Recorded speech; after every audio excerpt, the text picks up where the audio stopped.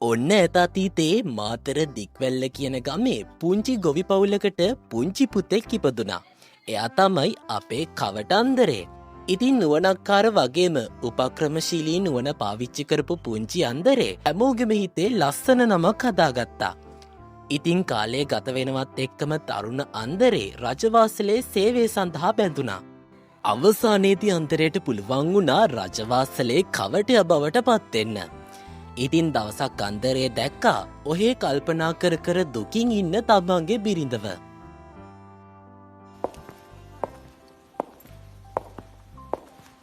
මොකෝ හාමිනේ දුකින් වගේ?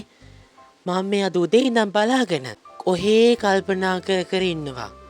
මගේ මොකක් හරි වැරැද්දක්වත් වුණාද? අනේ මහත්තයෝ, අපේ නගාට සහ ලෝලා උනලු.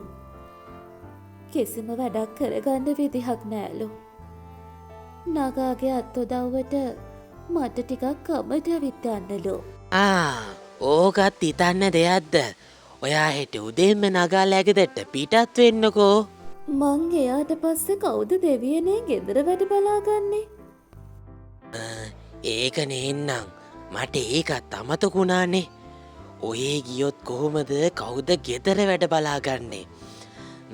හරි ඔහේ ගෙදරට වෙලා ඉන්නකෝ. මං කී නගාව බලලා එන්නම්. ඔහේට පුළුවන් නෑ නගාට සාත්තු සප්පායම් කරන්න? අයියෝ ඔහේ ගැන වද වෙන්න එපා. මට පුළුවන් නගාට සාත්තු සප්පායම් කරන්න. මං නගාව මගේම නංගි කෙනෙක් විදියට බලාගන්නම්. දැන් ඔය හිතන්නේ මට නගාට සාත්තු සප්පායම් කරන්න බෑ කියලානේ. එතකොට ඔහෙත් ගෙදර මාත් ගෙදර.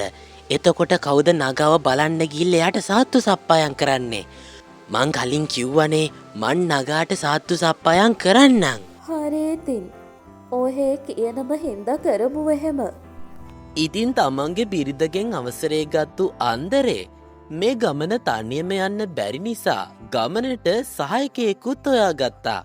ඒ හීන් කොල්ලෝ, මං හෙට අපේ නෑනලෑ ගෙවල් පැත්තේ යනවා. ඔහේ හෙට ගෙදර නිකන්නන් ඉන්නේ මාත් එක්ක ආවනම් නේද හොඳ? ඊට පස්සේ අන්තරේ පහුවෙදා උදෙන්ම ගමන යන්න පිටත් වුණා.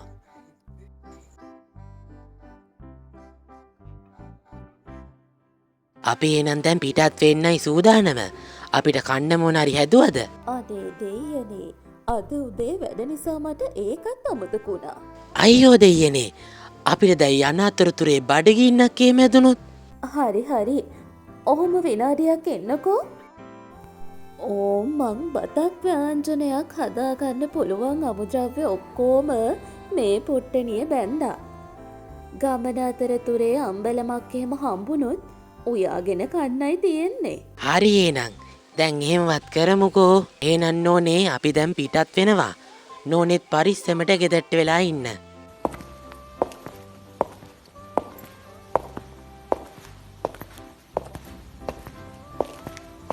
ඉතින් බිරිඳ දීපු බඩු ටිකත් අරගෙන අන්දරේ හීන් කොළුවයි එයාලගේ ගමන ආරම්භ කරා.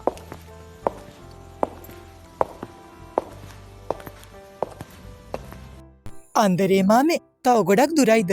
මට මතක විදිහට නම් තව පොඩි දුරයි තියෙන්නේ. හෝ, කීයේ ඉඳන් දැනේ ඔයා ඕකම කියවන්නේ? අපි තාම යනවා ඉවරයක් නෑ. එක ගමක්වත් හම්බුන්නේ නෑනේ තාම. අනේ මේ හීන් කොළුවෝ, උඹෙත් දැන් ළඟකදී ඉඳන් හොඳටම කට වැඩි. අපි පොඩි කාලේ කිලෝමීටර් ගාණක් පයින් ඇවිදගෙන යන්නේ. උඹලට මේ පොඩි දුරක් ඇවිදගෙන යන්න බෑනේ. මොකද සද්දේ? ඒක නේන්න. සද්දේ ආපු පොට නම් එච්චර හොඳ නෑ කොළුවෝ. ඉතින් අන්දරේ හීන් කොළුවයි දැක්කා. එයාලගේ පැත්තට ඌවලහෙක් එනවා. පොයි දෙයියනේ වලහෙක්. ඒක නේන්න. අපි දැන් මොකද කරන්නේ? පන්න බේරන් දුවමු. හොඳටම බයවෙච්ච හීන් කොළුවා ගහක් උඩට නැග්ගා. හීන් කොළුවා නම් ගහකට හරි නැගගත්තා. මට ගස් නගින්නත් බෑනේ. දැන් දුවාගත්තොත් අනිවාර්යයෙන්ම මේක මාව අල්ලගන්නවා. මොකද කරන්නේ? හරි, මලා වගේ රඟපාන්න ඕන.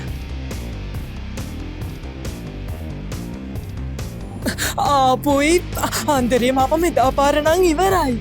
අන්දරේ යගේ නුවන කල්පනා කරලා හුස්ම ගන්නේ නැතුව බොරුවට මැරිලා වගේ හිටියා. වලහා අන්දරේ ළඟට ඇවිල්ලා අන්දරේව ඉව කළා. වලහා හිතුවේ අන්දරේ මැරිලා කියලා. ඒ නිසා වලහා මෙතනින් පිටත් වෙලා ගියා. හැ අන්දරේ මාම ඔයාට මොකක් හරි බලයක්වත් තියෙනවද? ඒ වලහා ඇවිත් ඔයාව ඉව කළා විතරයිනේ. ඔයාට මුකුත්ම කළේ නෑනේ. උඹලා තාම කිරිසප්පයෝ බං. මගේ මොලේ උඹට නැති එකනේ මට තියෙන එකම දුක. මං කරේ වලා එනකොට මලා වගේ රඟපෑවා. අලා මාව ඉව කරද්දී මම හුස්ම ගන්න නැතුවම හිටියා. ඌට හිතෙන්නේ නැති මලකුණක් කාලා වැඩක් තියෙනවද කියලා. ඒ නිසා ඌ යන්න ගියා.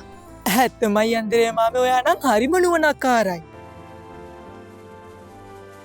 ටික දුරක් හීන්කොළුවයි අන්දරේ මෙහෙම ඇවිදගෙන යනකොට දෙන්නටම ලොකු බඩගින්නක් දැනුණා. අන්දරේ මාමේ මොනවද ගන්න තියෙන්නේ?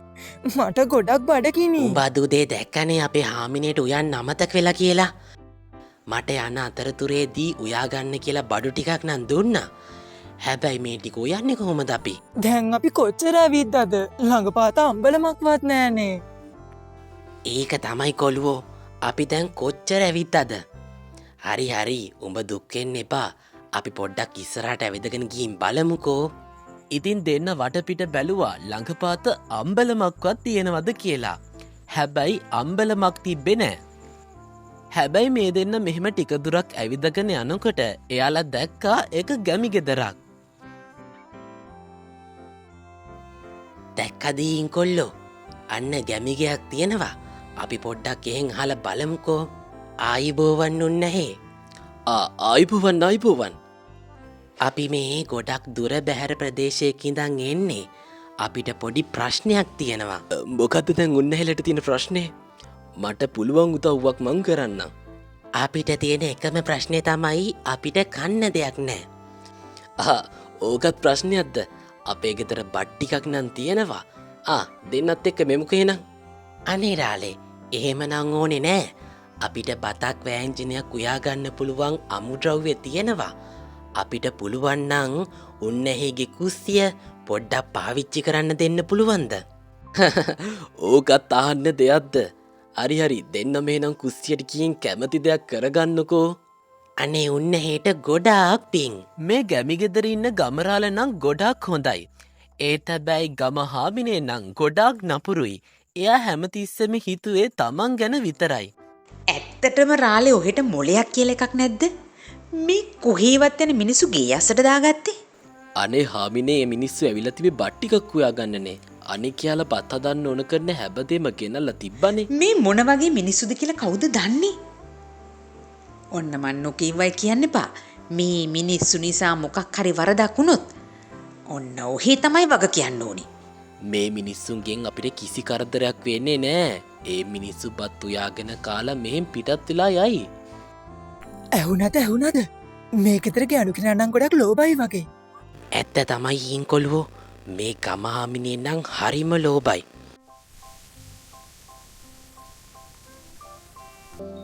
ඒ කොළුවෝ දැක්කදර තම්පලා වගාව පොඩ්ඩක් ගිහින් ගමහාමිනේගෙන් අහනවද තම්පලා මිටියක් කඩාගන්නද කියලා. හරි මාමේ මං එයාගෙන් අහලා කඩාගෙන එන්න.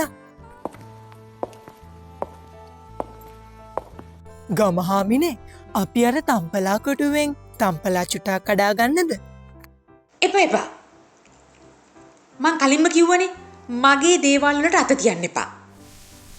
හාපෝ අපි හිතපු දේ හරියටම හරි. මේ ගෙදර ගෑනු කෙනා නම් හරිම ලෝභයි. මං තම්පලා චුට්ටක් කඩාගන්නද කියලා ආපු ගමන් මට හොඳටම බැන්නා. ඇත්තට මේ ගමහාමිනේ හරිම ලෝභයි. ඉන්නවක හොඳ වැඩක් කරන්න. ඒ කොල්ලෝ අර තියෙන ඉඳුල් වතුර එක උඹේ තම්බලා කුටුවට පොඩ්ඩක් දාපන්කෝ. හපොයි දෙවියනේ මොකද්ද බූරුව ඔය කරේ? විසි කරා නේද ඉඳුල් වතුර ටික මගේ පාත්තියට? හපොයි දෙයියනේ ගොම්බූරු පැටියා හැලුවා නේද ඉඳුල් වතුර එක මේ තම්බලා කොටුවට. ඔයා කලබල වෙන්න එපා ගමහාමිනේ. මම්මුට හොඳ පාඩමක් උගන්වන්නම්. ඔයිටු. අන්දරේ බොරුවට හීන්කොළුවට ගහන විදිහට දෙන්නත් එක්කම මේ තම්බලා කොටුවට පැන්නා. ඊට පස්සේ දෙන්නම දඟලන්න පටන් ගත්තා. ඉතින් මේ දැඟලිල්ල නිසා සිද්ධ වනේ තිබ්බ හැම තම්පලා ගහක්ද විනාස වෙලා කිය එක. අපොයි දෙවියනේ මගේ වගාව. අයියෝ. ඔන්න ඉතින් ඔහොමයි අපේ අන්දරේ මේ හංකාර ගමහාමිනයට හොඳ පාඩමක් ඉගැන්නුවේ.